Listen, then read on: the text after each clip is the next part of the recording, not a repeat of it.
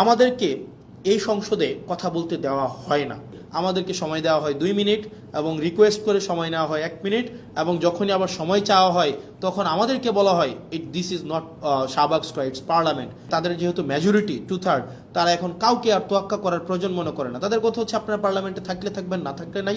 আমার যে আইনটা আমি যেভাবে ইচ্ছা আমি করব এবং যেভাবে ইচ্ছা আমি সেটাকে পাশ করব। আপনারা আমাকে প্রশ্ন করতে পারেন যে ভাই, সংসদে তো দেখি শুধুমাত্র আপনাদের আইনমন্ত্রী সালাউদ্দিন সাহেবই কথা বলেন, সংসদে দেখি আসাদুজ্জামান সাহেব আইনের এক্সাম্পল ব্যাখ্যা দেন 40-45 মিনিট ধরে, সালাউদ্দিন সাহেব আমরা দেখি সেখানে 50 মিনিট ধরে কথা বলেন। আপনারা কেন কথা বলেন না? RICL TMX, যুগের পর যুগ স্থাপনা থাকে মজবুত।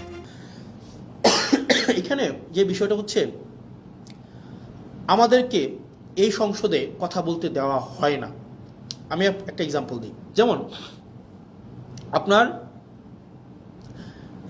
সালাউদ্দিন সাহেব আমাদের স্বরাষ্ট্রমন্ত্রী, উনি যখনই দাঁড়ান, উনি যেহেতু ট্রেজারি বেঞ্চের উনি মেম্বার, ট্রেজারি বেঞ্চের উনি, অর্থাৎ উনি এবং উনি হচ্ছেন স্বরাষ্ট্রমন্ত্রী, উনি যখনই দাঁড়ান যেই বিষয়ে ধরেন, যেমন মানবাধিকার কমিশন বিষয়ে আমাকে সময় দেওয়া হয়েছিল মাত্র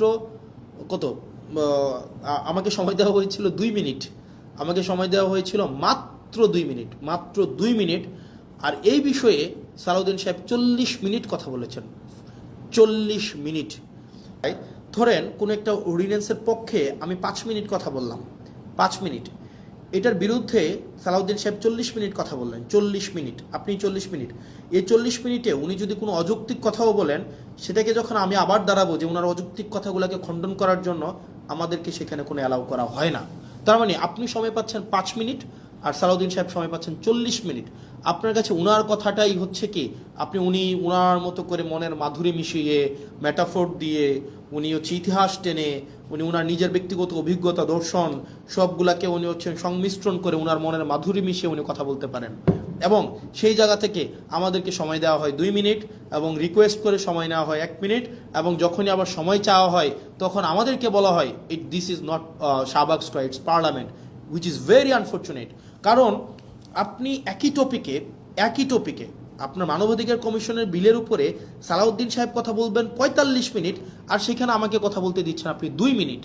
আপনি আমাকে 2 মিনিট কথা বলতে দিচ্ছেন, মানে এটা খুবই আনজাস্টিফাইড।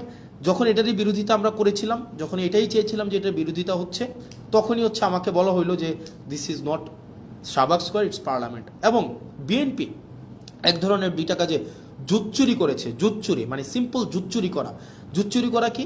জুতচুরি হচ্ছে ওনারা দিনের আলোতে প্রতারণা করেছে।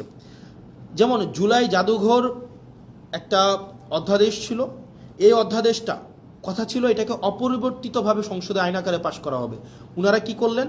ওনারা একদম সংসদ শুরু হওয়ার সময়, সংসদ একদম বিলটা পাশ করার 5 মিনিট আগে ওনারা এটাকে সংশোধনী আকারে উপস্থাপন করে ওনারাকে বিলটাকে পাশ করায় নিলেন, যেটা কোনো এটাকে একটা কমিটমেন্ট ব্রিচ করা হয়েছে। এটা কথা ছিল না, কথা ছিল এটা অ্যাজ ইট ইজ পাশ করাবে। এখন আপনি আমাকে বলতে পারেন তাহলে আপনারা প্রতিবাদ করলেন না? আমরা অবশ্যই প্রতিবাদ করেছি, এবং আপনারা যদি দেখে থাকেন তাদের যেহেতু মেজরিটি 2/3, তারা এখন কাউকে আর তোয়াক্কা করার প্রয়োজন মনে করে না। তাদের কথা হচ্ছে আপনারা পার্লামেন্টে থাকলে থাকবেন, না থাকলে নাই। আমার যে আইনটা আমি যেভাবে ইচ্ছা আমি করব এবং যেভাবে ইচ্ছা আমি সেটাকে পাশ করব। এবং ওনারা আরও কয়েকটা জায়গায় ওনারা আমাদের সাথে প্রতারণা করে যাচ্ছেন, বাংলাদেশের সাথে প্রতারণা করে যাচ্ছেন।